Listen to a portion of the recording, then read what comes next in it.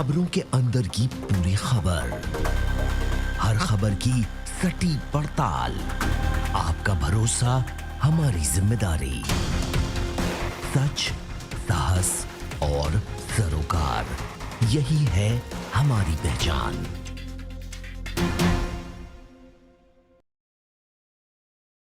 नमस्कार, मैं निमेश और आप देख रहे हैं प्राइम टीवी इंडिया। वैसे तो हमारे देश में एक से बढ़कर एक क्रांतिकारी वीरों ने जन्म लिया, जिनके किस्से और कहानियां आपने सुनी ही होंगी। लेकिन उनमें से ही एक क्रांतिकारी वीर योद्धा थे उधम सिंह, जिन्होंने जलियांवाला बाग के मुख्य दोषी जनरल डायर से बदला लेने के लिए उन्होंने अपनी जिंदगी के 21 साल विदेश में गुजार दिए। आज ही के दिन उधम सिंह को माइकल ओडायर के कत्ल के इल्जाम में फांसी दी गई थी। जानिए आखिर क्यों और कैसे जनरल डायर को मारने की कसम खाई थी। आओ सुनाऊं तुम्हें कहानी हिंदुस्तान की, बड़े बड़े शूरवीरों की और उनके बलिदान की। जी हाँ, भारत में कई ऐसे शूरवीरों ने जन्म लिया जिनके साहस और शौर्य के सामने अंग्रेजों ने घुटने टेक दिए। उन्हीं में से एक शूरवीर की कहानी हम आपको बताएंगे, इतिहास। वैसे इतिहास अपने साथ कई किस्से और कहानियों को दफन किए होता है। हम सबको पता है कि इतिहास के गर्त में अगर हम जाएंगे तो अपना आज भूल जाएंगे, क्योंकि किस्से और कहानियां कभी खत्म नहीं हो सकती। भारत में अंग्रेजों ने बहुत जुल्म ढाया, कई साल हम गुलाम रहे अंग्रेजों के, जिन्होंने हम पर कई जातियां भी की। लेकिन भारत का कल सुधारने के लिए कुछ लोगों ने अपनी जवानी इस सरजमी के लिए हंसते हंसते न्यौछावर कर दी थी। अगर हमारे देश के वीर क्रांतिकारियों ने ये जिम्मा ना उठाया होता तो शायद हम आज भी गुलाम रहते। अगर बताना शुरू किया जाए तो अंग्रेजों ने कई जातियां ऐसी की जिन्हें भुला पाना मुश्किल ही नहीं बल्कि नामुमकिन है। उन्हीं में से एक है जलियांवाला बाग। ये एक ऐसी घटना थी जिसने सभी के रूह को झकझोर कर रख दिया था। आज भी जलियांवाला बाग इस बात की गवाही देता है कि यहाँ सैकड़ों लोगों का किस तरह से नरसंहार किया गया था। 13 अप्रैल साल 1919 भारतीय इतिहास का काला दिन। साल 1919 बैसाखी का दिन पंजाब के अमृतसर में हजारों की तादाद में लोग एक पार्क में जमा हुए थे। लोग वहां गिरफ्तारी के खिलाफ शांति से प्रोटेस्ट कर रहे थे।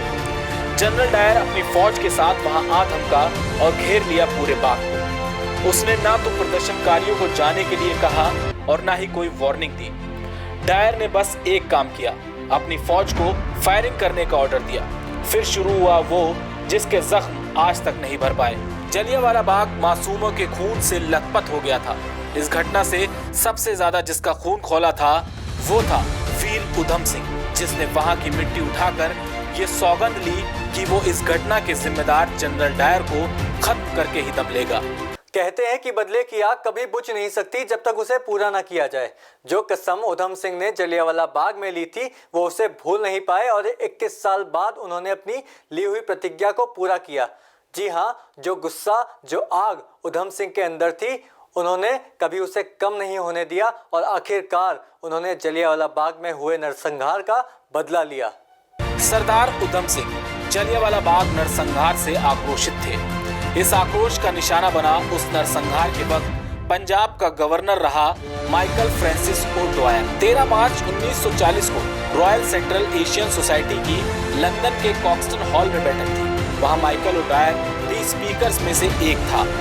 उधम सिंह उस दिन टाइम से वहां पहुंच गए। अपनी रिवॉल्वर उन्होंने एक मोटी किताब में छुपा रखी थी। बैठक के बाद दीवार के पीछे से मोर्चा संभालते हुए उधम सिंह ने माइकल ओडायर को निशाना बनाया।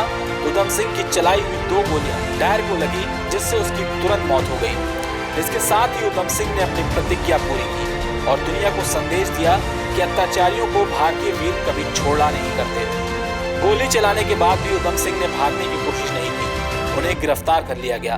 ब्रिटेन में ही उन पर मुकदमा चला और 4 जून 1940 को उधम सिंह को हत्या का दोषी ठहराया गया और 31 जुलाई 1940 को उन्हें पेंटन विलेज जेल में फांसी दे दी गई। तो आपने जाना कि कैसे उधम सिंह ने 21 साल के लंबे इंतजार के बाद जलियांवाला बाग में मारे गए मासूमों के खून का बदला लिया। तो इतिहास की डायरी में आज के लिए सिर्फ इतना ही। बाकी तमाम बड़ी खबरों को जानने के लिए देखते रहिए प्राइम टीवी इंडिया। धन्यवाद।